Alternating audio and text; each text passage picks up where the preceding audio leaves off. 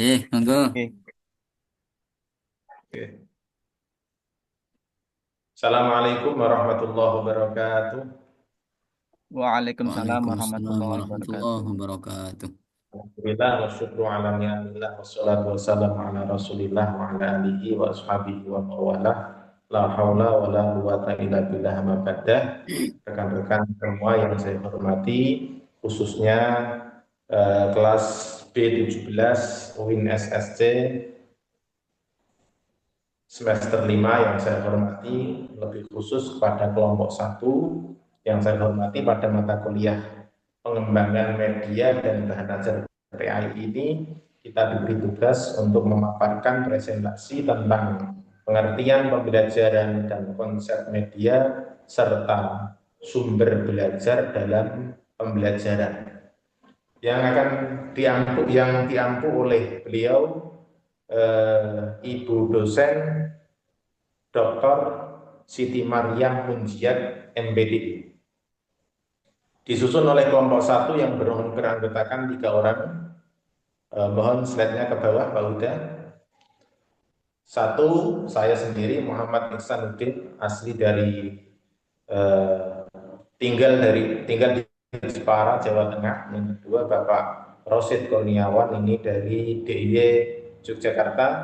Yang ketiga Bapak Muhammad Huda, ini dari Grobogan, Purwodadi, Jawa Tengah. Slide selanjutnya.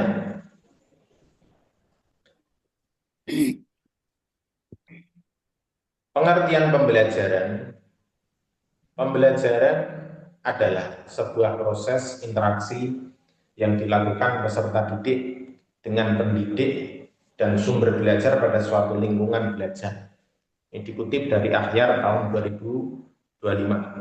Cheats and Briggs tahun 1979 mengatakan bahwa pembelajaran adalah suatu sistem yang bertujuan untuk membantu proses pembelajaran yang berisi serangkaian peristiwa yang dirancang, disusun sedemikian rupa untuk mempengaruhi dan mendukung terjadinya proses belajar peserta didik yang bersifat internal. Jadi dari sini nanti akan menghasilkan proses KBM yang maksimal dan lain sebagainya.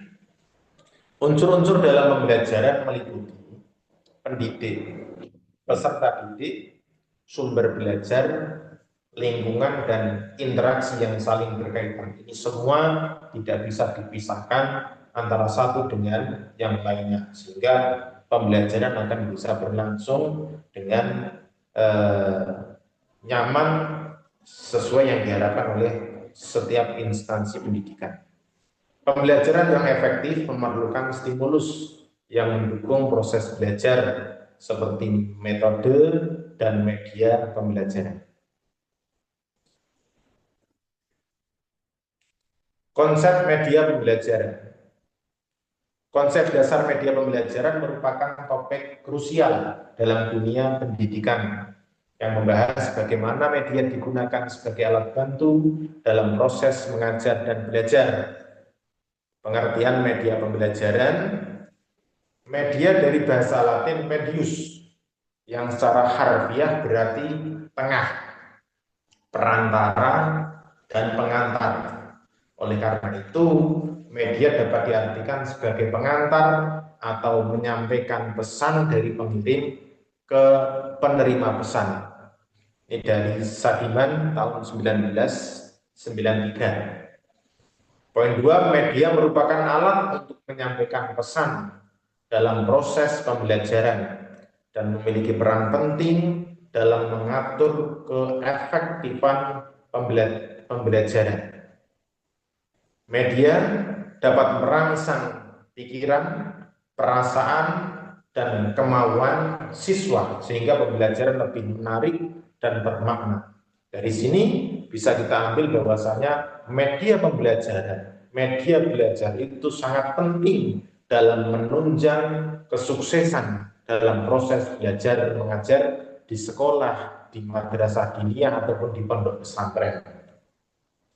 Cheats and Briggs tahun 1974 menyatakan media pembelajaran merupakan alat yang digunakan untuk menyampaikan isi materi pembelajaran yang dapat merangsang siswa dalam mengikuti proses pembelajaran.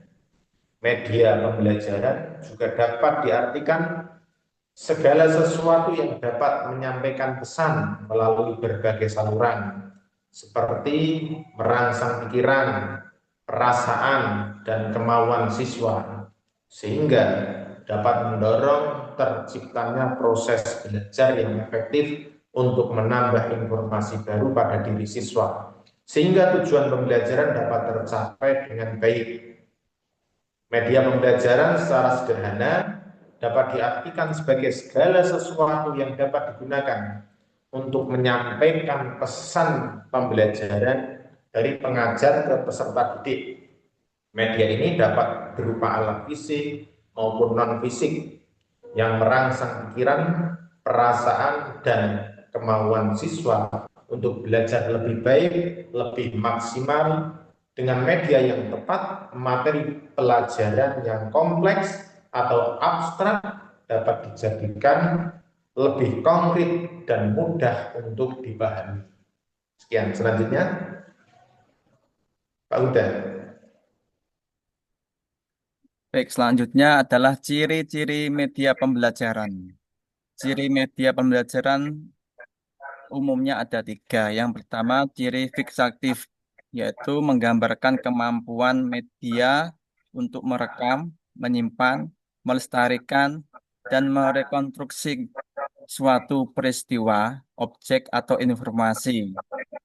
Yang kedua, ciri manipulatif, yaitu kemampuan media mentransformasi suatu kejadian atau objek dengan waktu yang relatif singkat atau cepat.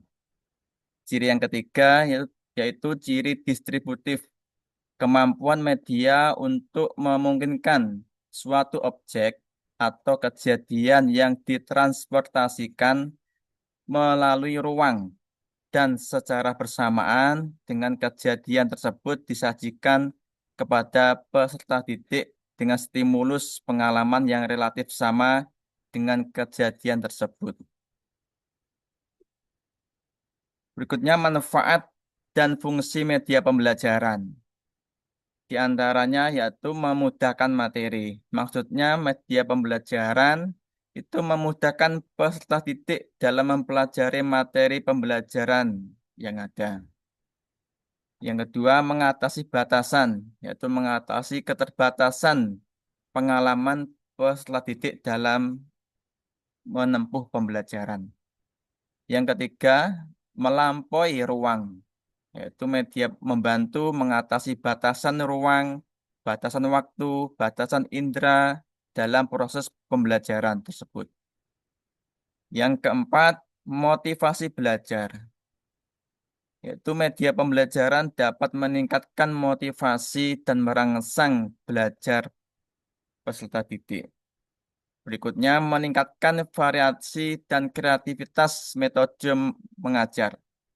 Penggunaan media memungkinkan guru untuk mengaplikasikan berbagai metode dan strategi pembelajaran yang lebih menarik dan variatif. Hal ini menghindarkan pembelajaran dari monoton dan meningkatkan partisipasi aktif siswa. Berikutnya, media pembelajaran dapat meningkatkan keaktifan peserta didik dalam proses pembelajaran. Jadi dapat disimpulkan bahwa media pembelajaran itu berfungsi untuk membantu mengatasi hambatan-hambatan yang terjadi dalam proses pembelajaran.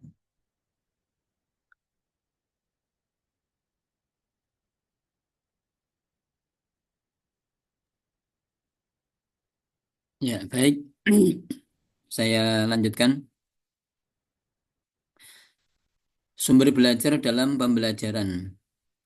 Sumber belajar pada hakikatnya adalah segala sesuatu baik benda, data, fakta, ide, orang, dan lain sebagainya yang bisa menimbulkan proses belajar.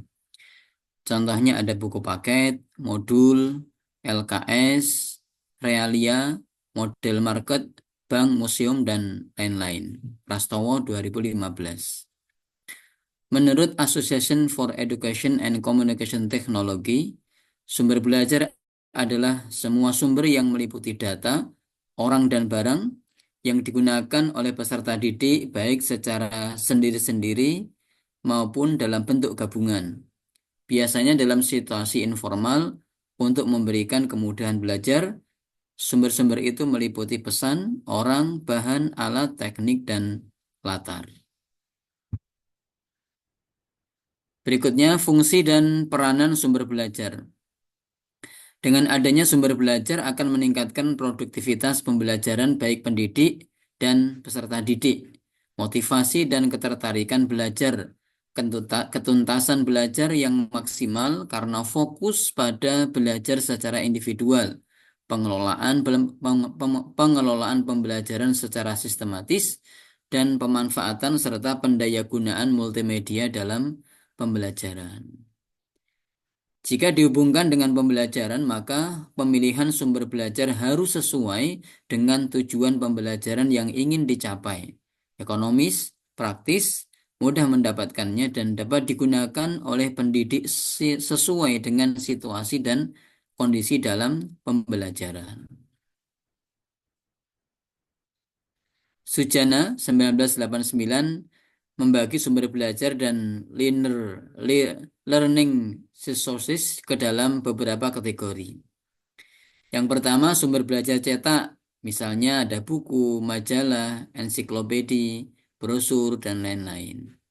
Kemudian sumber belajar non-cetak, ada film, slide, video, model, audio, kaset, dan lain-lain. Yang ketiga, sumber belajar yang berupa fasilitas, misalnya auditorium, perpustakaan, ruang belajar, studio, lapangan olahraga, dan lain-lain. Yang keempat, sumber belajar berupa kegiatan seperti wawancara, kerja kelompok, observasi, simulasi, permainan, dan lain-lain.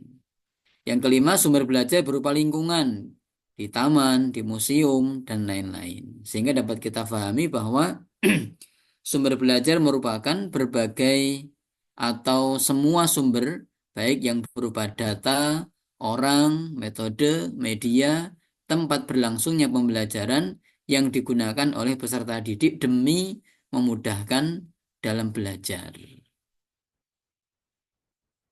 Ini beberapa referensi dari materi yang sudah kami susun. Insya Allah demikian. Terima kasih atas perhatian dan semoga bisa memberikan manfaat bagi kita semuanya.